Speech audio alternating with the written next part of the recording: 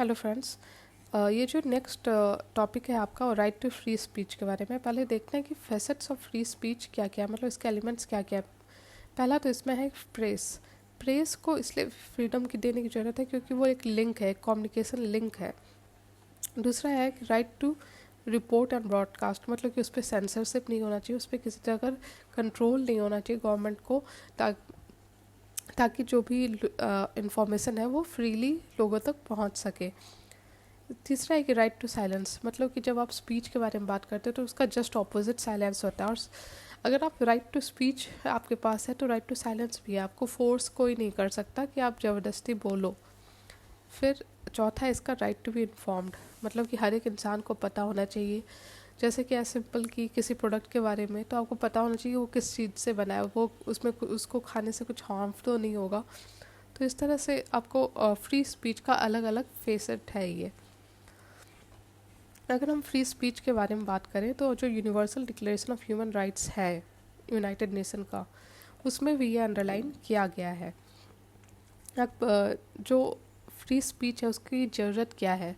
पहला तो है कि हमारा देश एक आज़ाद देश है, तो यहाँ पे हम एक डेमोक्रेटिक कंट्री हैं, तो अकाउंटेबिलिटी, पार्टिसिपेशन, इक्वलिटी, इसके लिए चाहिए कि हमारे पास फ्री स्पीच की फैसिलिटी हो।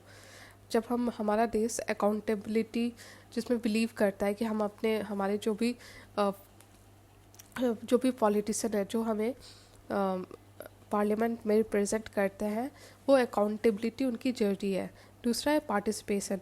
डेमोक्रेसी में पार्टिसिपेशन करना बहुत ज़रूरी है, नहीं तो वो डेमोक्रेटिक कंट्री रह ही नहीं जाएगा अगर हमारा आपका पार्टिसिपेशन नहीं होगा। तो साथ में जो चेंजेस और इनोवेशन या जो क्रिएटिव राइट्स हैं उसके लिए भी ज़रूरी है कि फ्री स्पीच हो। डेवलपमेंट के लिए ज़रूरी है, जैसे कि कोई कार्टून हो गया, मूवीज़ हो गई।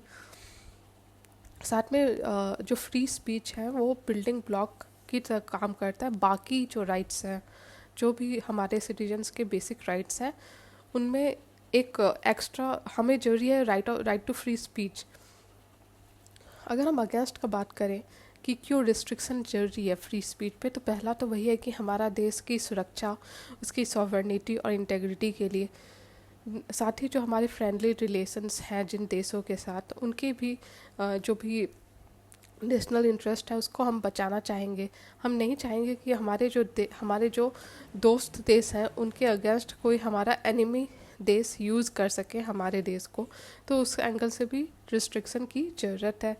तीसरा है कि जो पब्लिक ऑर्डर, डिसेंसी या मॉरलिटी के लिए कई बार क्या होता है कि फ्री स्पीच के नाम पर हम लोग किसी को के बारे में डिफेम वाले वर्ड्स यूज़ करते हैं, डिफेमेशन करते हैं उनके कैरेक्टर का, या गलत चीज़ बोलते हैं, तो उससे जो पब्लिक ऑर्डर होता है और मॉरलिटी पे इम्पैक्ट पड़ता है। तो उसके अगेंस्ट भी जरूरी है कि एक कुछ बेसिक रिस्ट्रिक्शन रखना फ्री स्पीच पे। साथ में जो कोर्ट है, हमारे जो कोर्ट है उनका इंडिपेंडेंस जरूरी है। और इसलिए जो अगर कोर्ट का अगर आप कॉन्टेम्प्ट करते हो तो आपके ऊपर केस हो सकता है। और साथ में जो आर्टिकल 129 है और आर्टिकल 215 है वो इस बारे में ही बात करता है। तो इस तरह से हमने समझा क्या क्या फ्री स्पीच की ज़रूरत और साथ में उस पर क्या क्या रिस्ट्रिक्शन है। तो वे फॉरवर्ड में वही होगा कि हमें ऐसा सिस्टम पूरा डिज़ाइन करने की ज़रूरत है जिसमें कि अर्बिटरीनेस जो है हमारे राइट टू फ्री स्पीच, उसमें उसका जो वेगनेस है वो ख़त्म हो। दूसरा कि एडुकेट करने की ज़रूरत है, हमें हमारे सिटीजनशिप को अवेयर करने की ज़रूरत है। और साथ में जो स्टेक होल्डर्स हैं जैसे कि NGOs हो गए या सिविल सोसाइटी ग्रुप्स हो गए, उनको भी इन्वॉल्व करने की ज़रूरत है। अगर हम इस डायग्राम के थ्रू देखें कि क्या क्या इश्यूज़ है विद फ्री स्पीच, तो वो है पहला कि हेट स्पीच। कई बार लोग in the name of free speech hate speech में लग जाते हैं। दूसरा है कि ये यूज़ किया जा सकता है as a tool to spread rebellious ideas by anti state elements. तीसरा साइबर बुलिंग का इशू है। चौथा सर्कुलेशन ऑफ ऑब्सीन मटेरियल, मतलब किसी को डिफेम करने के लिए ऐसे मटेरियल क्रिएट करके उसको सर्कुलेट किया जा सकता है। साथ में फेक न्यूज़ का इशू है। तो इस तरह से हमने समझा क्या क्या इश्यूज़ है with free speech. Thank you.